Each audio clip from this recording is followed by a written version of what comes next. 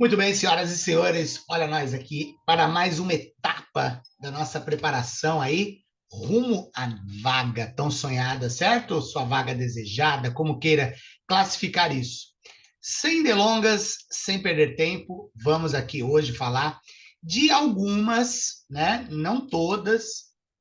A gente vai fazer outra aula depois com mais detalhamento nessa coisa de acentuação. Hoje são apenas detalhes, né? Nada muito profundo no que se refere à acentuação. Nós faremos, né, aula ainda de colocação pronominal, mais uma de acentos, coisa básica, certo? E aí a gente dá prosseguimento aí, né? Até porque está chegando a hora, certo, pessoal? Alguns slides eu vou pular e vou explicar por quê. Por exemplo, esse de crase, porque, né, gravei semana passada uma aula só de crase. Quem não assistiu, procura aí no canal Redação Enem na Mosca e veja essa aula de crase que explica aí os detalhes. Porém, na aula lá de crase ficou faltando um detalhe que eu fui lembrar depois, que é dessa palavra aqui. Você sabe que não se usa crase antes de palavras masculinas. Porém, toda regra tem sua exceção, né? E aquele, este pronome demonstrativo, aquele, ele leva a crase, né? É a única situação em que o masculino ele leva esse acento, certo? Então veja lá. Agora que você entendeu a lógica por trás da crase em A, saiba que ele também pode aparecer nas palavras aquilo, aquele e, lógico, aquela. Quando essas palavras precisarem ser antecedidas de preposição, né? Então você tem aquilo que eu expliquei na outra aula, você tem a fusão do artigo a mais a preposição a. Esses dois, né, se somando, você funde e ele forma a crase. Então, né, você usa, por exemplo, aqui, ó, seu discurso fez referência àqueles. Como que eu sei que vai crase? Olha, você coloca aqui, seu discurso fez referência a aqueles. Então, em vez de você escrever a aqueles, você usa crase, que já dá a ideia disso, né? Quando você quer dar a ideia de referência a algo. Assistimos aquilo horrorizado, né? Assistir a algo horrorizado. Prestaram socorro a aquela pessoa. Entenderam a lógica? Em vez de você pôr a aquela, a aquele, a aquilo, você põe simplesmente aquele, aquela e aquilo com crase, que já dá essa ideia, certo? Isso aqui é bem simplesinho, certo, meu querido e minha querida? Vamos passar aqui esse slide eu havia dito que eu pularia alguns, pulei aquele de crase e vou pular esse. Mas, professor, por que você vai pular esse? Isso não interessa. Ênclise, próclise e mesóclise. Calma, é a próxima aula. Colocação pronominal. Fique tranquilo, fique tranquila, que nós teremos isso, será a próxima aula. Certo? Outra regra de acentuação aqui, né? De repente me vejo diante dessa palavra e tenho que acentuá-la, né? A palavra álcool e alcoólico. Muita gente acha, inclusive, que alcoólico se escreve com um O só. Veja, é uma palavra derivada de álcool, certo? Então, por isso, ela é escrita da maneira que é escrita a original, certo? Com dois Os, né? E acento no O. Veja só, como última dica sobre acentuação, vale chamar a atenção para duas palavrinhas que costumam gerar certa insegurança: álcool e alcoólico. É só lembrar que são palavras proparoxítonas. Você está lembrando da quarta série, né? Eu, na quarta série, 1990, tia Adriana, Colégio Evolução em Itanhaém, certo? O colégio está lá até hoje, a tia Adriana, eu já não sei se está aí até hoje, né? Deve estar aí já com seus cento e tantos anos, se estiver viva. Mas, voltando aqui à coisa, por que falei de tia Adriana? Porque foi com ela que nós vimos essa coisa de oxítona, paroxítona e proparoxítona. E lembrando, toda proparoxítona leva acento. Todas. É a regra de acentuação mais elementar que existe. Se é proparoxítona, leva acento na antepenúltima sílaba. Portanto, é o caso aqui de álcool. Olha como se separa álcool. Muita gente fala, né? Ah, separação de sílaba, né? Que coisa, né? Da primeira série, coisa e tal.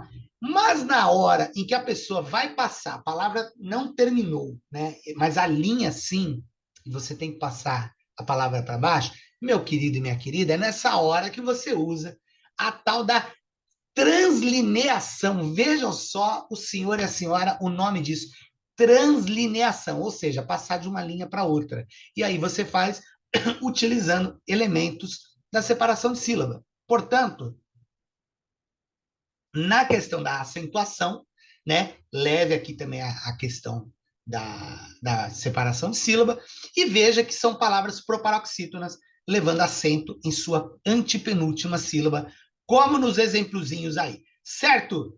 Vamos passando aqui. Agora nós vamos ver alguns casos que são os famosos detalhes tão pequenos de nós dois, né? Que muitas vezes faz com que a pessoa tenha dúvida ali na hora, né?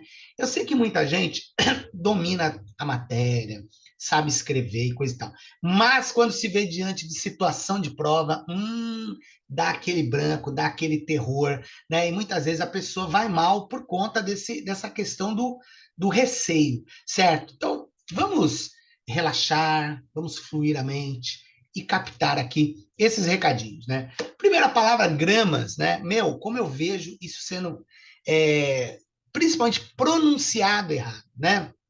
A gente tem que entender o seguinte: grama, quando se fala de peso, não é palavra feminina, é palavra masculina. E por quê? Porque descende, né? Deriva, melhor dizendo, da palavra quilograma. E quilo, você fala no masculino. Você não fala aquilo, você fala o quilo, né? O quilo do alface, o quilo do tomate. Todo mundo concorda que grama pode se referir tanto ao gramado, e aí sim seria feminina, sempre mais verde dos seus vizinhos, quanto ao peso do presunto fatiado que você compra na padaria, certo? Mas o que você talvez não saiba é que, se no primeiro caso a palavra é feminina, no caso da grama, do vegetal, gramado, certo? No segundo, que é medida de quilo de peso, ela é masculina igual ao quilograma. Então, não chove tanto tempo que a grama está até amarelando, falando de grama vegetal. De quantos gramas de queijo, né? Então, pessoal, não existe 500 gramas, 200 gramas, né? Inclusive, se o cara da padaria levar o pé da letra que você está falando, o ideal é ele sair do posto dele e ir num gramado mais próximo e pegar para você gramas, 300, 400, né? Na verdade, você quer o peso do frios ali, do presunto, né? Do queijo, sei lá o quê, e aí você coloca no masculino, 300, 200, 400, 500, certo? Lá, são necessários 200 gramas de manteiga e por aí vai. Isso aqui, pessoal, eu gosto sempre de trazer, né? Eu selecionei, inclusive, essas expressões, que são os tais dos pleonasmos invisíveis. Para quem não lembra o que é pleonasmo, né? Pleonasmo também chamado de redundância, são aquelas expressões desnecessárias. Por que desnecessária? Ora, porque já está pressuposto uma ideia nela. Por exemplo, quando você fala entrar para dentro, pô, se a pessoa entra, óbvio que é para dentro. Quem sai é para fora, quem sobe é para cima. Desnecessário subir para cima. Isso é óbvio, né? Porém, algumas expressões, né? Não tem uma aqui, mas eu vou começar com ela. Anote, porque não está escrito. A cada dia que passa. Eu sei que você usa essa expressão. E você usa muito pelo fato da gente ver pessoas na mídia, pessoas. Eu vejo, por exemplo, pessoas assim, com notório saber, né? Jornalistas, alguns cientistas políticos, né? Filósofos. Outro dia, eu vi um cara na televisão, que eu não vou falar o nome, que é o Luiz Felipe Pondé, e ele soltou né? A cada dia que passa. Vamos pensar comigo? Todo dia passa. Não existe um dia que não passe. Então, você dizer a cada dia que passa é pleonasmo, é redundância, certo? Portanto, como que você substitui isso? Muito simples. A cada dia, a cada ano, a cada semana. Toda semana, todo ano, todo dia passa. Toda década. Então, é natural você dizer, a cada década, os brasileiros ficam mais. A cada ano, os estudantes ficam mais. Né? A cada dia, percebe-se que Viu como é simples? Tire, elimine de sua vida, da sua fala, da sua escrita, essa história de a cada dia que passa, a cada semana que passa, porque você sabe, você aprendeu que todo dia, toda semana, todo ano passa, certo? Então vamos lá. Nós temos aqui erário público. Erário é dinheiro público. Ora, erário não faz sentido você dizer erário público, é erário simplesmente. Fato real. Ora, se é um fato, desnecessário dizer que ele é real. Hemorragia de sangue. Eu desconheço outro tipo de hemorragia. Ah, ele está com hemorragia de catarro. Pelo menos, nunca vi, né? Hemorragia de sangue. Habitat natural, certo? Simplesmente é habitat. O habitat do tal bicho, o habitat natural. Habitat natural, pleonasmo, habitat já pressupõe isso. Multidão de pessoas. Simplesmente multidão. Agora, isso aqui para os matemáticos, metades iguais. Meu, você já viu metade que não seja igual? Ó, vamos dividir pela metade. Você fica com 5, eu fico com 15. Pelo amor, né? Monopólio exclusivo. Se é um monopólio, e é uma expressão assim que você pode se ver diante dela, né? Se é um monopólio, já pressupõe uma exclusividade, certo? Ah, a empresa tem monopólio de tal setor, ou seja, ela tem exclusividade. Multidão de gente, entra na mesma lógica de multidão de pessoas, simplesmente multidão. Olha um que é muito comum. Ah, o governo precisa arrumar outra alternativa. Não. A alternativa já pressupõe outro caminho. Então, o governo precisa de simplesmente alternativas, né? Uma alternativa para a educação, né? Você não vai dizer outra alternativa para isso? Olha que pleonasmo. Labareda de fogo. Nem vou comentar, né? Labareda. Olha esse aqui. Esse aqui é muito comum. E eu sei que muitos aqui fazem, certo? Que é o encarar de frente. Já pensou? Olha eu aqui, ó. Estou encarando você. Oh, encarando de costas. É possível? Claro que não, né? Encarar simplesmente, né? Os estudantes precisam encarar seus problemas e não encarar de frente. Detalhes minuciosos, ou eu até sempre faço uma brincadeira aqui dos pequenos detalhes de nós dois, né? Citando a letra do Roberto aí. Cara, pequenos detalhes não existe. Detalhe já pressupõe uma coisa pequena, uma coisa menor, né? Que, inclusive, faz com que muitos não enxerguem o detalhe, justamente por ele ser pequeno. Então, você dizer é, detalhe minucioso ou pequeno detalhe é pleonasmo. Não use no seu texto. Preconceito intolerante. Nossa, eu estou para ver um preconceito que seja tolerante. Recuar para trás. Alguém já viu uma pessoa, ou um time, ou um carro, sei lá o quê, recuando para frente? Problema, hein? Olha, isso é uma escolha opcional de alguém. Cara, tudo que é uma escolha é algo opcional, ou você escolhe ou não. Portanto, escolha opcional é um baita pleonasmo, uma baita redundância, certo? Ou é uma coisa ou outra. Elo de ligação. Elo já pressupõe ligação. Você simplesmente usa elo e não elo de ligação. Assim como avançar para frente, pois ninguém avança para trás. Certo? Ah, o Brasil precisa avançar para frente no investimento de educação. E você precisa avançar nos estudos de gramática, né? Falando uma bobagem dessa, certo? Isso vale também, depois eu vou até falar em outra aula, para expressões que levam H. Sabe o A com H? Por exemplo, há dias. Olha, eu comprei isso há 3 semanas. Muita gente usa há 3 semanas atrás. A com H já pressupõe o atrás, já pressupõe o passado. Acho que nós vimos isso até em outra aula. Então, né, A com H já indica passado. Portanto, há dias, há 3 dias atrás, há 20 quilômetros atrás, é pleonasmo também, certo? Muito cuidado aqui, tem umas que eu sei que são óbvias, porém tem outras que a gente, inclusive, usa em nosso dia a dia, certo? E a cada dia que passa, isso fica mais horrível, certo? Vamos para o próximo aí, meu querido e minha querida. Por meio de e o através, né? Eu vejo muita gente usando isso de maneira equivocada. Porque, por exemplo, né, as pessoas falam, eu comprei esse celular através do meu cartão, eu comprei através de uma promoção, né? Sendo que, se você comprou pelo cartão, né? Ou seja, você disse, é através do cartão. Então vamos entender o sentido da coisa. Esse através significa que a ferramenta que você usou foi o cartão de crédito, ou você comprou através, como você disse, de uma promoção, né? Então, tanto a promoção como o cartão foram ferramentas para você comprar. Só que tem um detalhe.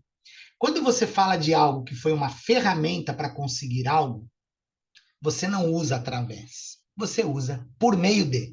Comprei essa celular por meio do cartão de crédito. Comprei tal coisa por meio de uma promoção, né? O através não existe? Existe, no sentido de atravessar. Olha a palavra através. É de atravessar. Quer um exemplo? A luz atravessa a janela, né? Eu vejo através da janela a paisagem. Por que eu vejo através da janela? Porque a minha visão atravessa a janela, certo? Então, lembrando, através somente aquilo que atravessa, certo? E o por meio de a ferramenta. Vamos lá, os exemplos. Ela olhava atentamente através da janela. Perceba que não é a janela não é uma ferramenta para ela olhar. Ela simplesmente olha além, né, do vidro e da janela. No caso embaixo, ó, veio por meio dessa carta solicitar. Você não vai colocar venho através dessa carta, como muitos fazem, né? Porque carta é uma ferramenta para solicitar a reunião. Olha aí no exemplo, certo? Então é isso. Muito cuidado com essa expressão. Olha, essa aqui o bicho pega, hein? A meu ver e ao meu ver. Muito fácil. Ao meu ver, olha o meu mouse aqui.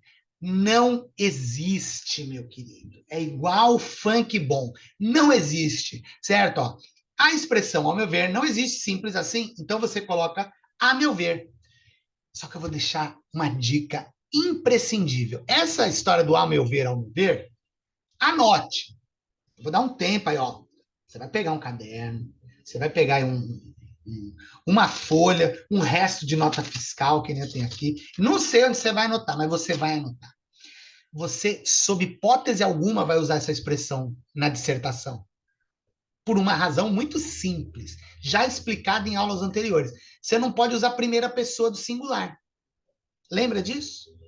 Então, essa expressão, ela está condenada dentro de uma dissertação. Mas eu trouxe aqui para, né, você usar em outras situações, que não seja a redação do concurso. Mas e mais, eu sei que muita gente confunde, né? É uma coisa fácil, nunca é demais lembrar. Primeiro que mas e mais pertence a classes de palavras diferentes. Mas é uma conjunção, mais é um advérbio. Né? No caso, mas uma conjunção opositiva, adversativa, e o mais um advérbio de intensidade. Então já começa daí o erro, certo? Eles não têm a menor semelhança, certo? O mais indica oposição e o mais intensidade, só isso.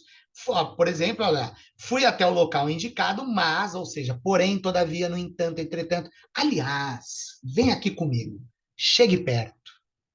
Lembra que eu falei em outra aula de você não ir para uma festa de luxo, para uma festa requintada, com qualquer calçado, com qualquer roupa, né? Você precisa de uma sofisticação. Afinal, a ocasião pede assim: vem aqui comigo. Na redação, você também deve encarar como esse momento de gala, esse momento, né, solene. Portanto, você não vai usar o mas. Tire o mas da sua vida. Use entretanto, quer ver ficar mais chique? Todavia, né? Contudo, né? Não use contudo na conjunção, na conclusão, pelo amor de Deus, né? Porque tanto contudo como entretanto e todavia significam mas e porém. Mas e porém é chinelo havaiana, meu querido. Certo? O portanto, o todavia, né, já é o Arezo, certo? Já é o Lubotan, é mais chique e a redação do concurso pede essa finesse e essa elegância. Certo, meu querido e minha querida? O traço com S, um traço com Z, muito simples isso aqui. Vamos lembrar primeiro sempre o traço com Z, né, embora ele esteja aqui depois. O traço com Z sempre é do verbo trazer. Trazer é com Z, né? Então, por exemplo, se ele me traz alguma coisa, é óbvio que é com Z. Agora, e o trás, com S assim? Se refere a algo que veio por trás, atrás, né? Por exemplo, olhei para trás e vi duas pessoas me perseguindo. O ladrão veio por trás da vítima, né? Ou seja, se ele veio por trás, que é atrás da pessoa, é com S. Todas as quintas ela traz bolinhos de chá, ou seja, ela traz, isso é o verbo trazer, que é com Z, certo? Não tem segredo, não tem tempo ruim. Agora, esse aqui, eu sei que você fala errado. Não minta para mim, porque eu sei, certo? Entre mim e você, entre eu e você. Cara, entre eu e você, não existe. Sabia disso? Pois é, a forma correta é entre mim e você. Né? Entre eu e você está errado. Por quê? Porque após a preposição entre, né, você não pode utilizar um pronome pessoal do caso reto. No caso, eu. Certo? Porque os pronomes pessoais do caso reto, eles assumem a função de sujeito, aquele que faz a oração. E está correto o uso do pronome pessoal oblíquo tônico, né? No caso, mim. Porque os pronomes pessoais, do caso oblíquo, assumem a função de objeto indireto.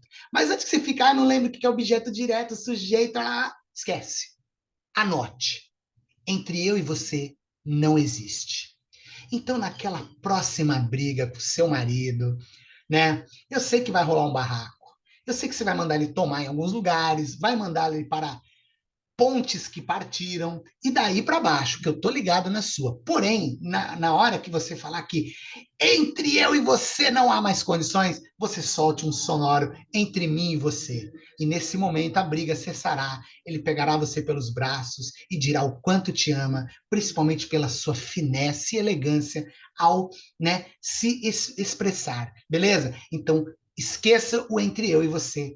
Daqui para frente, vai ser diferente entre mim e você. Certo, meu querido e minha querida? Vamos passar para o próximo. Esse aqui. Meu querido, minha querida. Esse eu vejo as pessoas falando. Em 99% dos casos, e vejo falando errado. E é engraçado que é uma expressão assim, até formal. Você já reparou que as pessoas. Ninguém usa isso aqui numa situação, né, no churrasco à tarde, certo? Inclusive, vou até contar para vocês, cara, a pior coisa que pode acontecer comigo num churrasco à tarde, ou numa ocasião informal, é quando alguém fala que eu sou professor de português. Putz, grilo. Parece naquele momento que alguém falou que eu tenho alguma doença contagiosa. Porque no momento em que alguém fala que eu sou professor de português, já começa todo mundo me olhar, já começa todo mundo se policiar o que tá falando. É um inferno, certo? Mas, voltando aqui para nossa aula, nas situações, né, que se usa o haja vista, é uma coisa geralmente formal, né? Só que eu vejo as pessoas usando a expressão haja visto. E ainda faz um tom solene. Olha, isso aí não pode acontecer. Haja visto. Haja visto não existe, certo? É haja vista. E por quê? Vem comigo. A forma correta da expressão é haja vista, já que a palavra vista é invariável, pois ela faz referência à vista, né? Olha a minha vista, tão ruim e tão míope, né? Há tantos anos. Veja só, haja vista é aquilo que, né, está sendo visto. Veja só, devemos escrever haja com J, né, senão ficaria aga, pois é uma flexão do verbo haver na terceira pessoa do imperativo afirmativa. Ih, lá vem aqueles afirmativos, não sei o quê. Calma, ninguém está falando disso, não é hora disso. Haja vista significa por causa de, devido a, uma vez que, visto que, já que, porque, tendo em vista. É só lembrar disso. Né? Quando você fala assim, olha, tendo em vista que você não fez nada hoje, né, eu vou mandar você catar coquinho. Né? Olha só, tendo em vista. Então você pode trocar o tendo em vista por haja vista. Olha lá, faremos uma visita a ele, tendo em vista que ele está doente. Faremos uma visita a ele, haja vista que ele está doente. Veja agora outra, uma pegadinha, vem cá comigo, né? Sabe aquela casquinha de banana que eles colocam na prova para você pisar nela e dar aquele tombo? Veja aqui comigo, ó. Nunca diremos, né? Ou escrevemos tendo em visto, né? Já pensou que está lá na prova? Um haja visto como uma casquinha de banana para você? Porque tendo em visto não existe. Então, vamos lembrar a regra, uma regrinha pessoal aqui que eu passo para você. Lembre sempre do tendo em vista. Substitua por haja vista. Fica chique e fica correto. Certo, meu querido, meu querida? Por hoje a gente para por aqui. Próxima aula, colocação pronominal. Muita gente tem dúvidas, né? Próclise, mesóclise. Vocês sabiam que é muito fácil usar mesóclise? Vocês vão até usar depois da minha aula. Tenho certeza disso, né? Dar-lhe-ei esta dica. Ah, você achou chique demais, hein? Então, até a próxima aula e fui! Uau!